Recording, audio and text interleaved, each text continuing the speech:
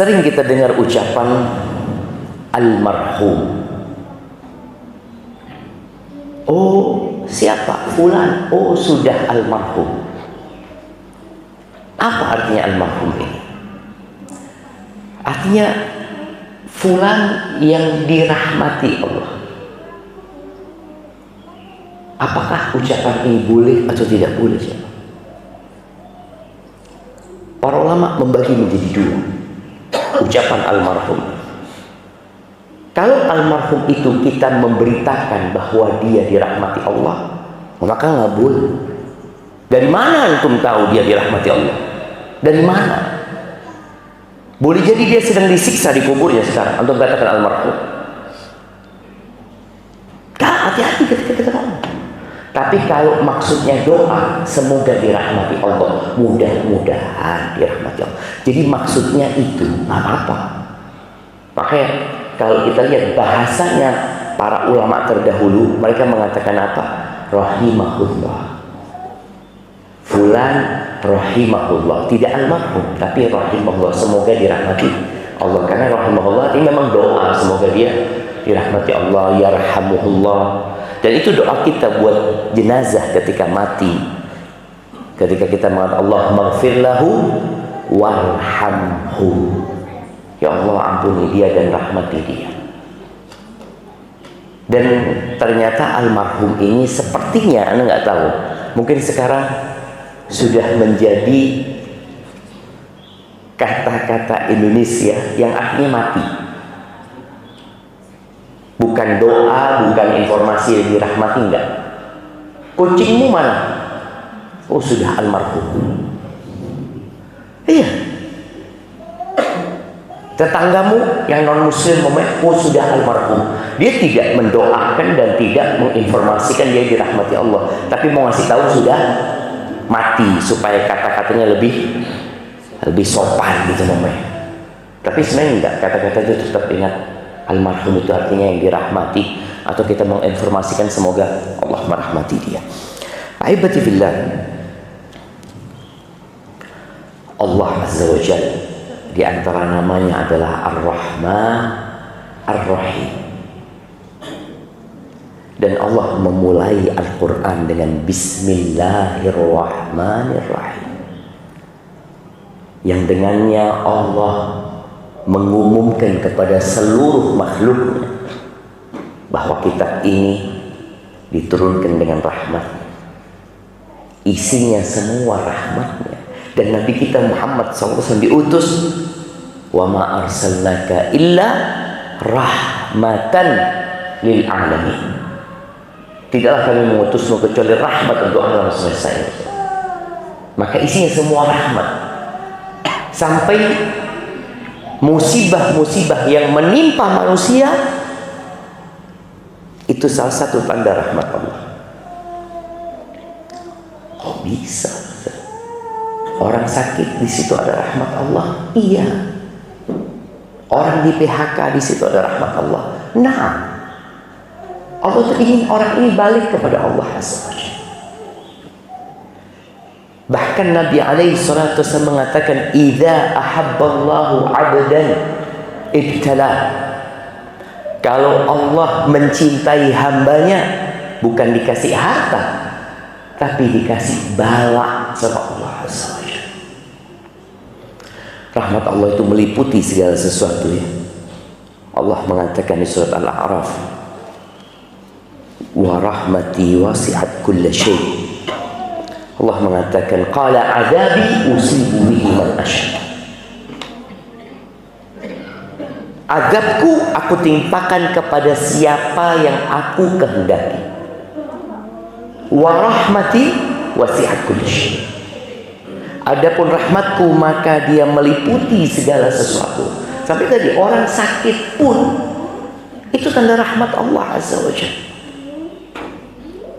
Ketika Nabi alaihi salatu wasallam membesuk seorang sahabat yang namanya sahabat perempuan, sedang sakit dia, namanya Ummu Sa'id. Beliau mengatakan, "Malaki ya Ummu Sa'id tuzazzifi?" Kenapa engkau menggigil? Musa'ib, Allahumma ya Rasulullah la barakallahu fi. Demam ya Rasulullah, panas, semoga Allah tidak memberkati itu panas. Kata Nabi SAW, la tasubbil humma, engkau jangan cela demam ini, karena dia datang untuk membersihkan seseorang dari dosa-dosa. Nabi Ayub alaihi salam, maka kita itu harus kenal dengan rahmat Allah, supaya tidak ada lagi prasangka-prasangka buruk kepada Allah Azza wa Jalla. Allah mengatakan dalam sebuah hadis qudsi, ana inda dhanni abdi bi, aku terserah prasangka hambaku kepadaku. Yang berprasangka buruk, Allah kasih keburukan. Tapi kalau dia berprasangka baik, Allah kasih kebaikan. Nabi Ayub alaihissalam, beliau dikasih bala yang gak kebayang antum semua. Dan kita tahu orang tua tuh kalau ditinggal anak itu sering disebut belahan jiwa. Jiwanya itu 1 mati, 2 mati, 3, 4 mati semua anak-anak. Dalam kondisi mereka mati, hartanya habis, udah habis. Engkau nggak doa minta sama Allah, doa lah tentunya. Tapi Nabi Ayub ngomong, berapa lama kita hidup senang? 70 tahun. Terus sekarang sakit ini, susah ini, ya baru 18 tahun. Dia mengatakan 7-18 tahun dalam beberapa riwayat. Nabi mengatakan, nanti aku mau minta kalau sudah 70 tahun. Tapi akhirnya Nabi Ayub berdoa, karena ada omongan-omongan yang tidak baik dengan dakwah beliau. Masyarakat mengatakan Ayub itu dapat penyakit itu karena dosa-dosa. Oh, ini bahaya. Prasangka ini berbahaya dengan dakwah beliau. Akhirnya orang nggak akan ngikutin dakwah beliau. Akhirnya Nabi Ayub berdoa. Siapa yang ingat doanya Nabi Ayub? Nah, ini masanya dulu antar murid. subhanallah. Nah, fadhil kasih kemudian. Siapa yang tahu artinya? Nah, fadhil. Ya Allah, aku terkena penyakit dan aku termasuk orang-orang yang zalim. Masya Allah, aku termasuk orang-orang zalim. Gak apa-apa, tapi bukan termasuk orang-orang zalim. Itu doanya Nabi Yunus yang mengatakan, nah, la ilaha illa anta subhanaka inni kuntu minadh dhalimin. Ada doanya Nabi Ayub, wa ayyuba, kata Allah, wa ayyuba idnada rabbahu anni massani ad-dur wa anta arhamur rahimin. Dan Ayub ketika menyeru Tuhan yang mengatakan, aku disentuh ya Allah, massani ad-dur, disentuh dengan sesuatu yang membahayakan, dengan penyakit.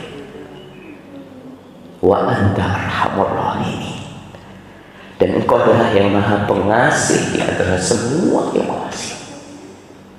Allah fastajabna lahu, kata Allah.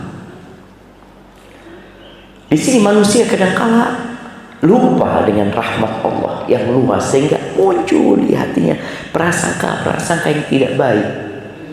Padahal Allah itu arhamur rahimin, dan kita disuruh memanggil Allah itu dengan namanya. Panggil, ya arhamar rahimin, irhamna ya Allah, kasih kami ya Allah, kami banyak dosanya. Ketika Abu Bakar Siddiq minta doa sama Nabi alaihissalatu wassalam, Nabi mengatakan, Abu Bakar mengatakan, ya Rasulullah, alimni du'aan aqra'uhu fi salati. Wahai Rasulullah, ajarkan kepada aku doa yang aku baca ketika aku salat. Itu Abu Bakar diajarin doa sama Nabi SAW. Qul ya Abu Bakar, Allahumma inni zalamtu nafsi zulman katsira wa la yaghfiru dzunuba illa anta faghfir li maghfiratan min 'indika warhamni innaka antal ghafurur rahim. Ya Allah, aku banyak menzalimi diriku sendiri, ya Allah. Jadi sekelas Abu Bakar berburuk sangka kepada dirinya dan berbaik sangka kepada pencipta. Sebagian kita baru sholat di sholat pertama, baru berapa banyak ibadah yang dia lakukan, sudah kadang-kala merasa nggak ada dosanya, sudah siap untuk mati. Abu Bakar disuruh baca doa itu. Engkau berburuk sangka kepada diri, ya Allah, sesungguhnya aku menzalimi diriku dengan kezaliman yang banyak. Zulman katsira. Maka jangan ada yang sok suci, jemaah. Jangan yang merasa sudah baik. Orang bertakwa itu merasa belum bertakwa. Orang yang berbakti sama orang tuanya adalah orang yang merasa belum berbakti. Maka dia akan terus berusaha memperbaiki diri. Maka Allah katakan tentang orang-orang yang beriman, ya, orang-orang yang berlomba dalam kebaikan. Walladzina yu'tuna ma atau wa qulubuhum wajilatun annahum ila rabbihim raji'un. Mereka adalah manusia yang memberikan apa yang harus mereka berikan dalam kondisi hati mereka takut. Mereka akan kembali kepada Allah Azza wa Jalla.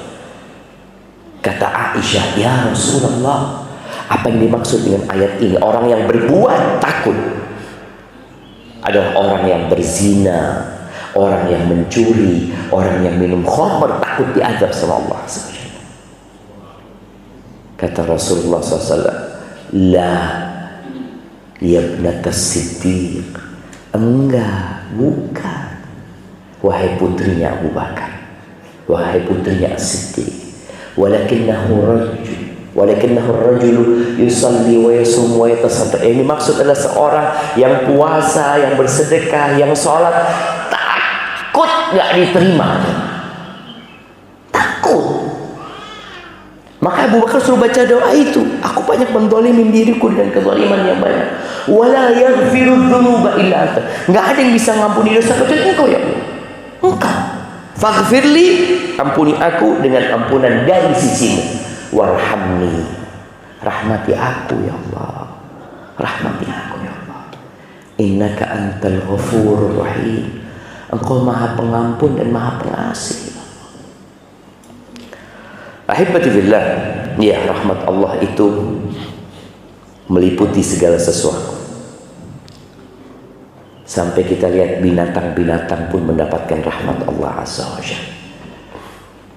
Orang-orang kafir pun di dunia merasakan. Mereka masih saling mengasihi di antara mereka.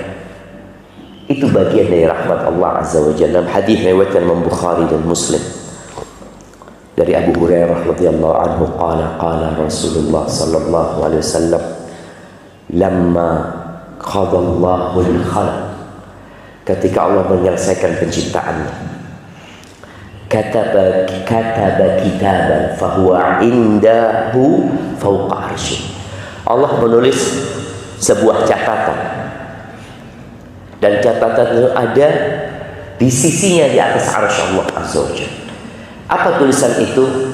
Inna rahmati sabaqat ghadabi. Sesungguhnya rahmatku mengalahkan amarahmu. Itu tulisan. Dan kalau bicara rahmat Allah Azza wa Jalla, kita perlu memahaminya dalam sebuah hadis yang sahih juga. Nabi alaihi salatu menjelaskan bahwa Allah itu punya mi'atu rahmat. Ada 100 rahmat. Yang 99 itu disimpan untuk di akhirat. Yang 1 itu dibagikan kepada seluruh makhluknya di muka bumi. Bangsa jin, bangsa manusia, binatang-binatang, serangga, apapun jamaah. Antum bisa melihat bagaimana ayam itu tidak menginjak anak-anaknya. Bagaimana ayam itu ketika ada burung elang, ya, nggak tahu masih ada burung elang di sini, masih ya. Dulu di kampung kita masih ada burung elang hitam tuh ya. Kalau sudah datang dia, induknya ayam itu manggil anak-anaknya, dimasukin ke dalam. Siapa yang ngajarin dia itu? Ketika turun hujan, induknya itu nutupin, dia basah-basah jemaah. Burung pun kita lihat bagaimana ketika dia mengerami telurnya di bawah hujan yang deras, dia tetap kadang-kala kena angin, dia terpelanting, dia datang lagi. Dapat dari mana dia rahmat itu, kasih sayang? Dari satu rahmat Allah yang dibagikan. Sisanya 99 itu di surga Allah nanti. Jamaah rahimakumullah. Maka kalau kita tahu rahmat Allah itu luas, jangan putus asa dari rahmat Allah Azza wa Jalla. Dan jangan menvonis orang seakan-akan orang itu nggak bisa dapat rahmat Allah Azza wa Jalla. Allah Azza wa Jalla mengatakan, qul ya ibadiyalladzina asrafu ala anfusihim la taqnatu min rahmatillah innallaha yaghfiru dzunuba jami'a innahu huwal ghafurur rahim. Allah mengatakan, katakan, wahai hamba-hambaku yang telah melampaui diri mereka banyak dosa, kalian jangan putus asa dari rahmat Allah. Kenapa? Innallaha yaghfiru dzunuba jami'a. Sesungguhnya Allah mengampuni semua dosa. Allah itu Maha Pengampun dan Maha Pengasih. Maka kalau ada lihat orang jahat, mungkin ya dia mendzalimi kita atau banyak dosa-dosa yang dia kerjakan, lalu kita berpikiran kayaknya fulan ini nggak bakal masuk surga. Jangan. Innamal a'mal bil khawatim. Amalan itu tergantung penutupnya, kata Nabi SAW. Ada orang baik matinya su'ul khatimah, ada. Ada orang jahat matinya husnul khatimah. Mungkin saja. Rahmatnya Allah luas.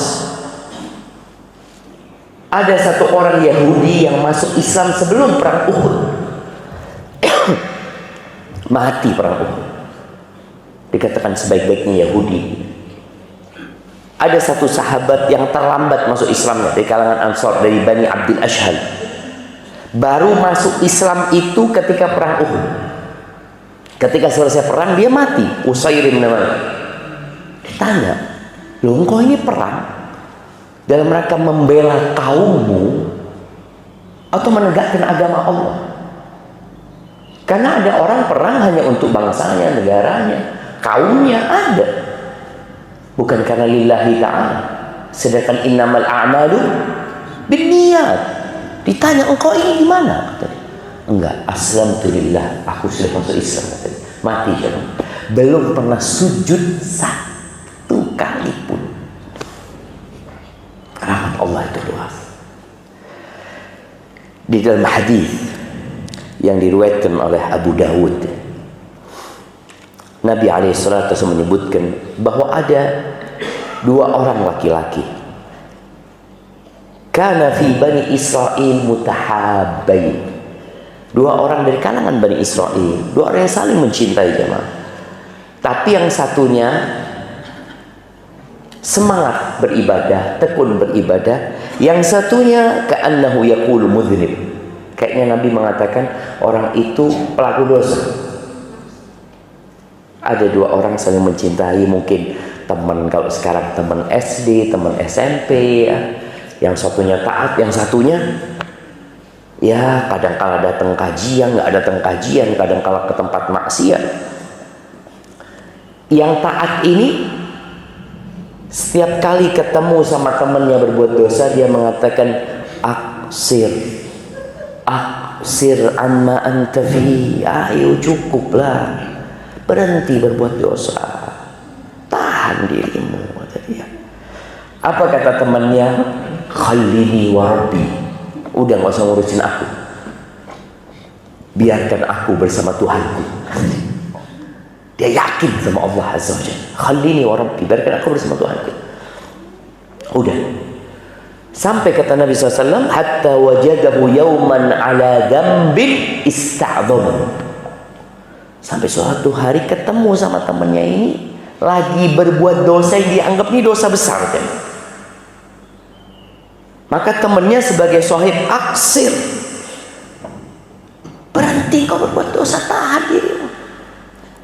Biasanya orang itu memang nggak suka dengan orang yang memberi nasihat. Kita nggak suka. Ini orang sama, dia nggak suka. Dia mengatakan khalini wa rabbi, biarkan aku sama Tuhanku. Abu Isa alaina raqiban, apakah engkau diutus untuk menjadi pengawas? Ini bikin sakit hati aja ya. Maka kudu sabar kita ketemu sama sahib-sahib. Udah nggak usah ngurusin anak tuh. Ada orang-orang kayak gitu. Lalu temennya sakit hati ya, gara-gara ucapan pelaku dosa ini. Dia bersumpah mengatakan, wallahi la yaghfirullahu laka abadan wa la yudkhiluka Allahul jannah abadan. Demi Allah, Allah tidak akan mengampuni dosa-dosamu selama-lamanya dan tidak akan memasukkanmu ke surga selama-lamanya. Bayangin. Kadang-kadang ada orang tadi merasa baik, melihat orang lain banyak dosanya, dia memikirnya orang penghuni neraka. Qala fa ba'athallahu ilaihi malakan. Allah kirim malaikat mencabut nyawa keduanya, kemudian keduanya disidang. Faqala lil mudhnib, Allah katakan kepada pelaku dosa ini, lihat ini. Allah katakan kepada pelaku dosa ini, udkhulil jannata birahmati, masuklah surga dengan rahmatku. Tadi di awal kita sudah bicarakan, orang masuk surga bukan dengan amalannya tapi dengan rahmat Allah SWT. Amalan hanya sebab. Maka Allah mengatakan kepada pelaku dosa ini, udkhulil jannata birahmati. Lalu berkata kepada yang taat, yang rajin ibadah ini, Allah mengatakan, atastati'u an tahdhura ala 'abdi rahmati, bisakah engkau menghalangi rahmatku dari hambaku? Bisa enggak? Bisa engkau? Allah mengatakan kepada orang ini, la ya Rabb, enggak bisa. Siapa dia? Qala dhahabu bihi ila an-nar. Kata Allah, bawa dia ke neraka. Abu Hurairah mengatakan, walladhi nafsi biyadihi la takallama bi kalimatin awbaqat dunyahu wa akhiratuh. Tuh orang salah ngomong, dunia akhiratnya hilang. Maka tadi berusaha kita untuk senantiasa berbaik sangka sama Allah, berbaik sangka sama orang lain, berburuk sangka kepada siapa? Kepada diri kita sendiri. Iya, kita kasih nasihat sama orang, tapi kudu sabar sama jamaah. Wa tawassaw bil haqq wa tawassaw bis sabr. Dan yang terakhir, bagaimana cara kita mendapatkan rahmat Allah Azza wa Jalla? Allah mengatakan di surat Al-A'raf ayat 56, inna rahmatallahi qaribun minal muhsinin. Sesungguhnya rahmat Allah itu dekat dari orang-orang muhsin. Muhsin itu yang artinya berlaku ihsan. Ihsan itu tingkatan agama yang tertinggi. Ada 3 tingkatan beragama. Siapa yang menyebutin? Tiga tingkatan dalam beragama. Islam, iman, ihsan. Tabarakallahu fikum, kasih mulut. Nah, Islam dia zahir, iman naik lagi, dia sudah semakin kuat batinnya. Ihsan, an ta'budallaha ka'annaka tarah, fa in lam takun tarahu fa innahu yarah. Engkau beribadah kepada Allah seakan-akan kau melihat Allah Azza wa Jalla. Melihat Allah dengan asma'nya, sifatnya, dengan keagungannya, dengan tanda-tanda kebesarannya. Ketika engkau nggak bisa, nggak nyampe tingkatan itu, ya sudah, ada yang di bawah. Fa in lam takun tarahu fa innahu yarah. Beribadah kepada Allah, merasa senantiasa diawasi Allah Azza wa Jalla. Itu ihsan. Jadi rahmat Allah dekat kepada orang-orang al-muhsinin.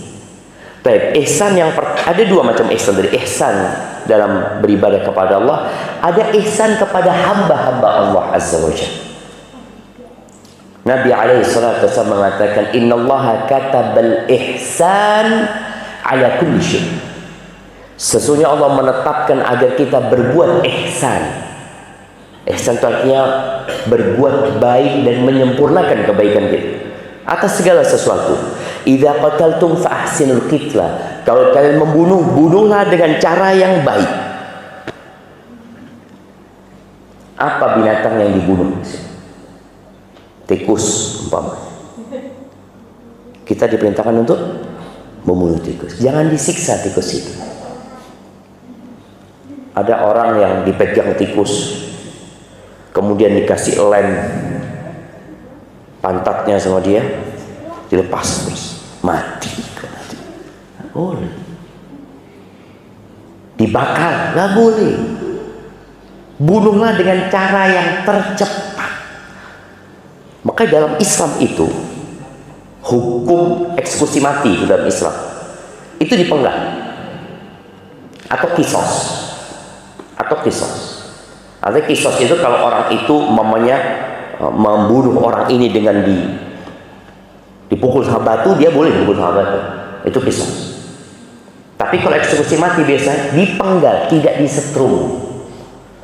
Kenapa? Orang disetrum itu nggak langsung mati. Ditembak.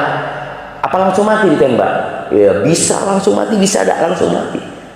Makanya ketika eksekusi mati itu ditembak, mesti ada dokternya yang meriksa. Sudah mati. Iya, ada dokter. Digantung. Juga ada dokter yang sudah mati. Itu semua ada proses kematian yang menyakitkan. Sama Islam dipenggal. Ketika dipenggal perlu ada dokter yang meriksa. Coba periksa dok. Sudah mati dulu. Ya sudah, kepalanya lepas gitu masih mau diperiksa lagi. Nah, puncak kebaikan. Makanya wa idza dzabhtum fa ahsinul dzibha. Kalau kalian nyembelihlah dengan cara yang baik. Wal yuhidda ahadukum syafratahu wal yurih dhabihatahu. Hendaklah dia pisaunya itu ditajamkan dan bikin yang disembelih ini cepat mati. Kata Nabi SAW. Maka kalau antum ingin mendapatkan rahmat Allah, berbuat baiklah kepada makhluk-makhluk Allah. Irhamu man fil ardi. Kata Nabi SAW, yarhamkum man fis sama. Rahmati, kasihi yang di bumi, maka Allah yang di langit akan mengasihi kalian. Jadi hendaklah kita berbuat kasih kepada semuanya, kepada keluarga kita, kepada anjing pun. Antum ingat ya, seorang pelacur memberi minum seekor anjing karena kesian sama tuh anjing. Apa yang terjadi? Allah masukkan ke surga, ngasih minum anjing. Pelacur saja. Apa dia orang soleh? Maka tolong kasih yang di bumi ya. Allah akan mengasihi kita insya Allah.